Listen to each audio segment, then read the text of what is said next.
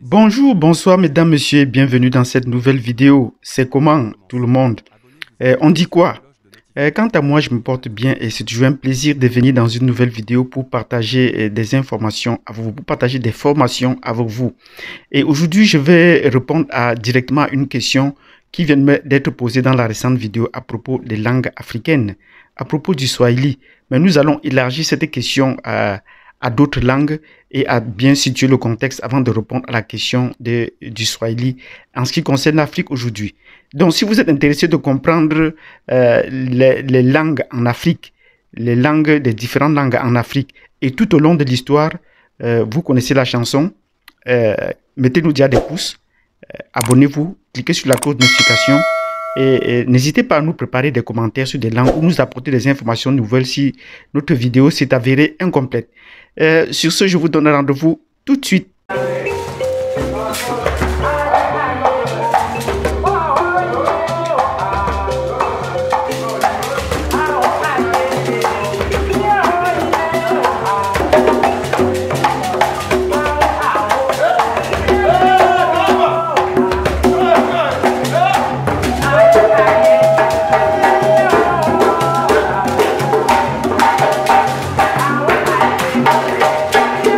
Bienvenue dans cette vidéo où nous allons parler des langues africaines.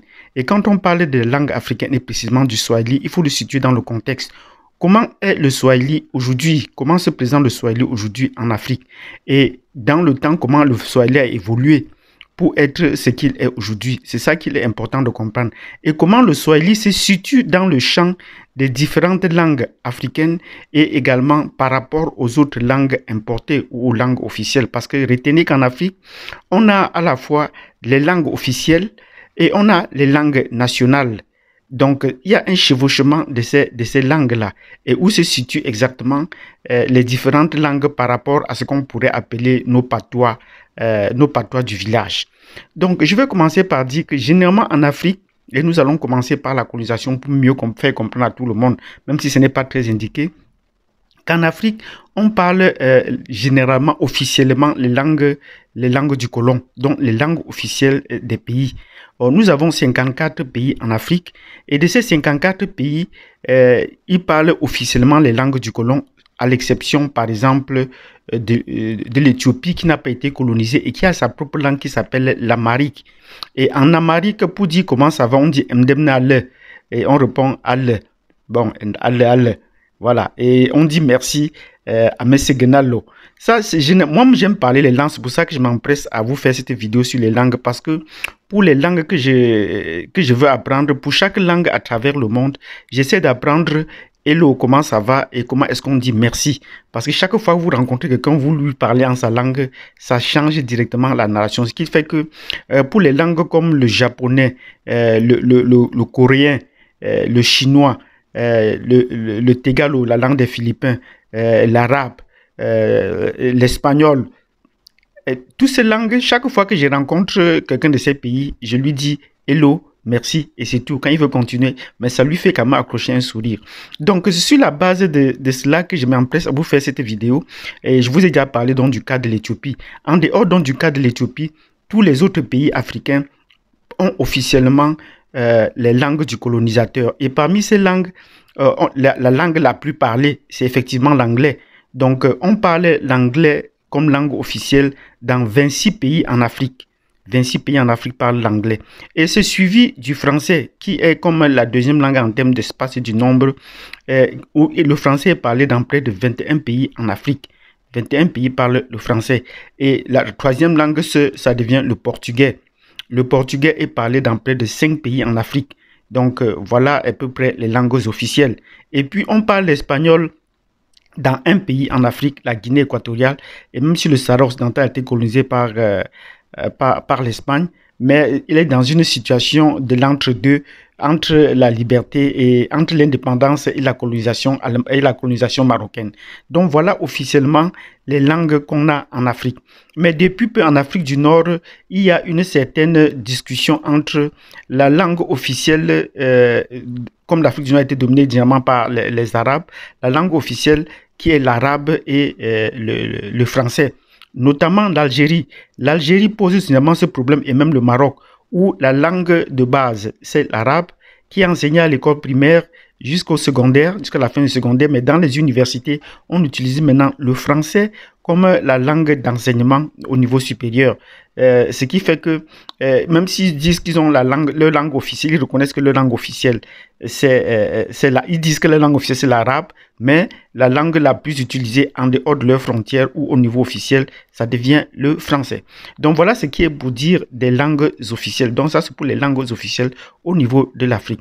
Mais maintenant, dans certains pays, on a ce qu'on appelle les langues nationales. Et il y a des pays qui ont adopté une langue nationale et qui s'étend à beaucoup d'autres langues. Et qui s'étend à beaucoup d'autres pays ou à beaucoup d'autres tribus.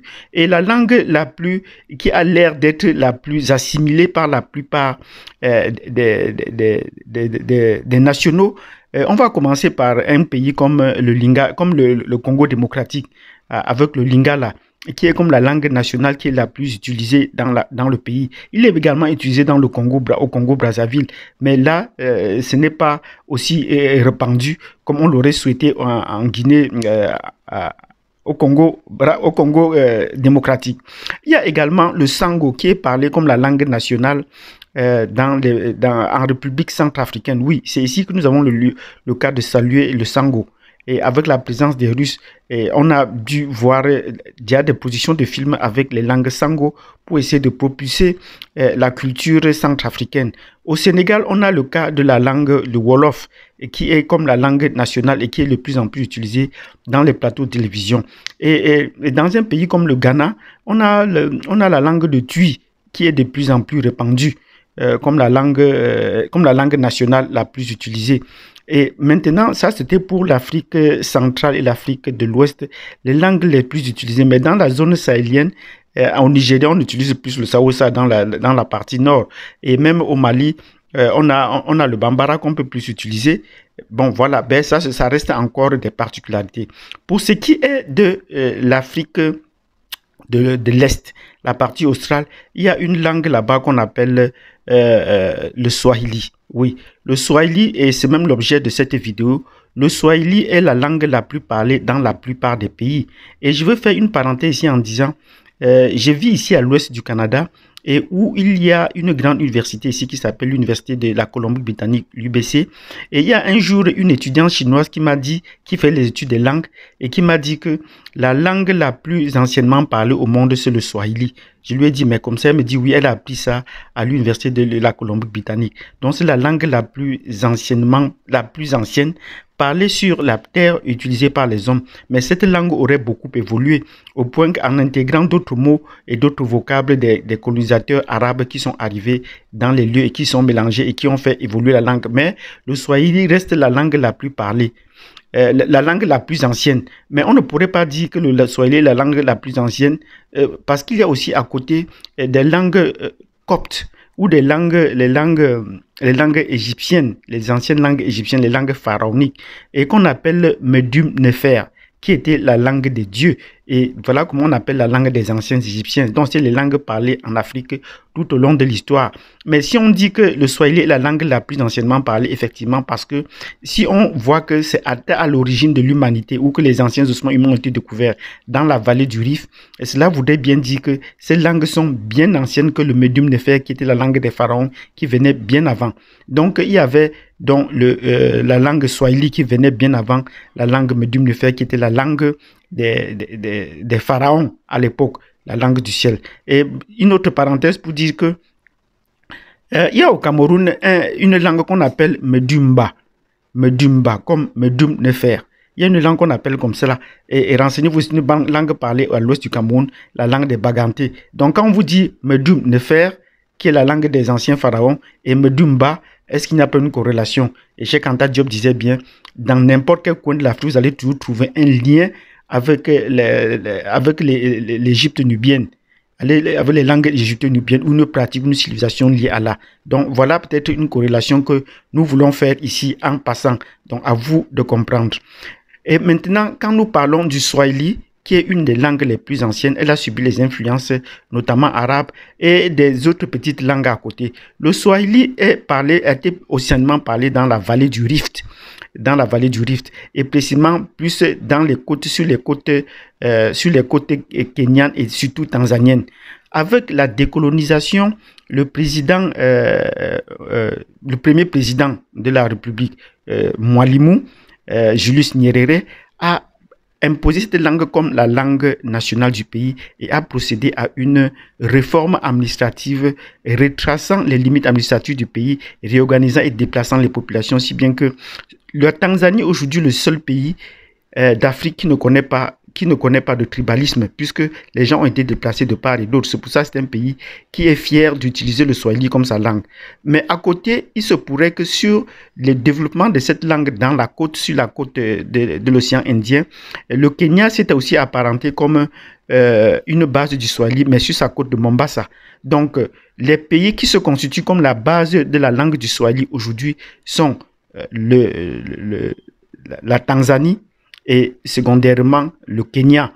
Voilà les deux pays qui sont les principaux bastions du Swahili. Mais ces langues se sont éparpillées dans les pays voisins et on trouve beaucoup de swahiliphones dans les pays comme dans les pays des Grands Lacs. C'est le cas par exemple de l'Ouganda, une partie de l'Ouganda. Museveni parle bien le Swahili et c'est le cas du Rwanda.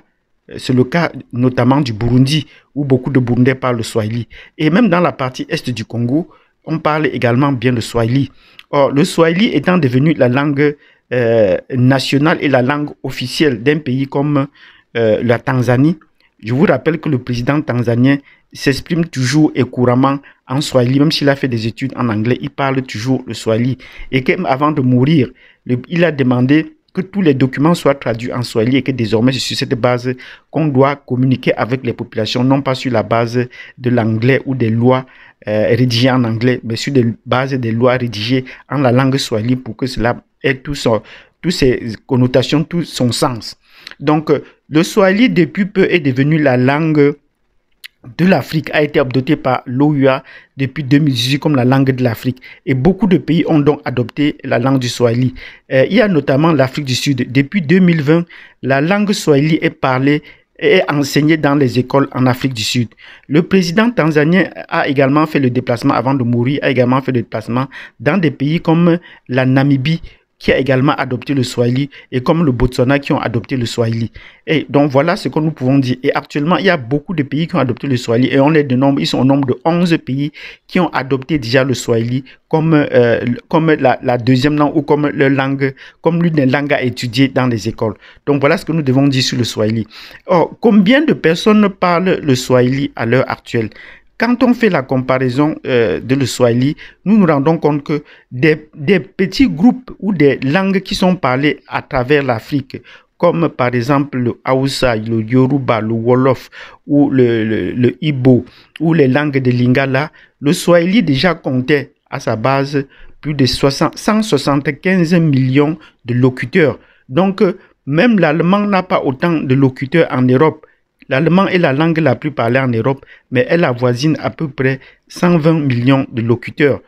Mais le Swahili, déjà avant son expansion, comptait déjà plus de 175 millions de locuteurs à travers l'Afrique.